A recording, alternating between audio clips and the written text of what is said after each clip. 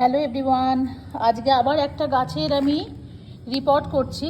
এই গাছটা আমার পুরনো গাছ, আর পুরনো গাছটা অনেক ছোট জায়গাতে ছিল।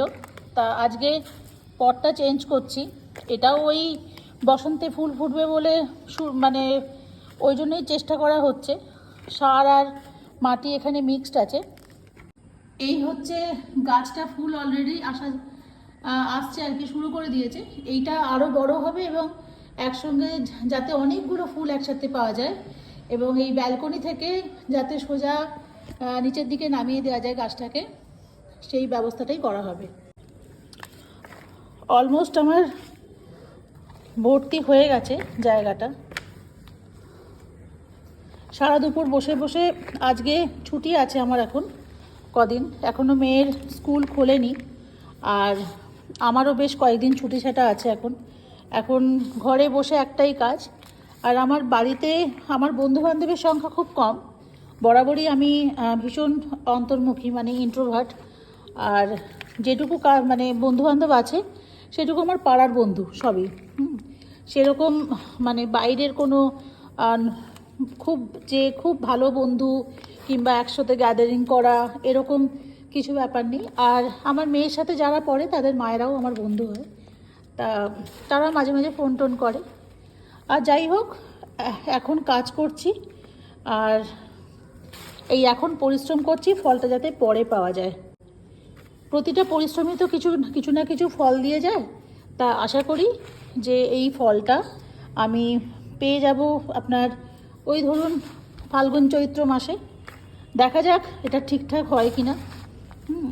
আর যাতে হয় সেই পদ্ধতিতেই করা হচ্ছে। এর মধ্যে দেখুন, আমার হাতটা দেখলে বুঝতে পারবেন, আমার হাতের মধ্যে প্রচুর সার আর শিঙের গুঁড়ো, আমাকে তাই বলা হয়েছে। শিঙের গুঁড়ো আর জৈব সার দেওয়া হয়েছে। ভার্মি কম্পোস্ট নামে একটা সার আছে, সেইটা দেওয়া হয়েছে। আর এই আমি এখানে বসিয়েছি অলরেডি। আর এই হলো তার ফুল। এই রঙটা ভীষণ পছন্দের রঙ আমার যে কোনো পিঙ্ক ভীষণ পছন্দ। তার মধ্যে আমি বারবারই বলেছি, যে ফুলটা সারা বছর ফুল দেয় আর প্রচুর ফুল হয়, সেই ফুলই আমার পছন্দ। যে মানুষটা, মানুষের ক্ষেত্রে তাই, যে মানুষ সারা জীবন পাশে থাকে, সুখ দুঃখ আপদ বিপদ, কষ্ট অসুখ যন্ত্রণা, সেই মানুষটা আমার কাছে ভীষণ প্রিয়, ভীষণ কাছের। যেমন আমার বাবা মা, মেয়ে, আরও আমার পরিবারের আরও অনেকে আছেন, তারা রীতিমতো আমার পাশে থাকেন। তা কেমন লাগলো বলবেন। আর আপনারা অবশ্যই ফুল গাছ লাগান, যার যার ইচ্ছে মতো, যার যার রুচির মতো। ইনডোর প্ল্যান্টও লাগাতে পারেন, বসাতে পারেন। আর ভালো থাকবেন। গাছ রোপণ করা বা গাছ বসানোটা একটা নেশার মতো।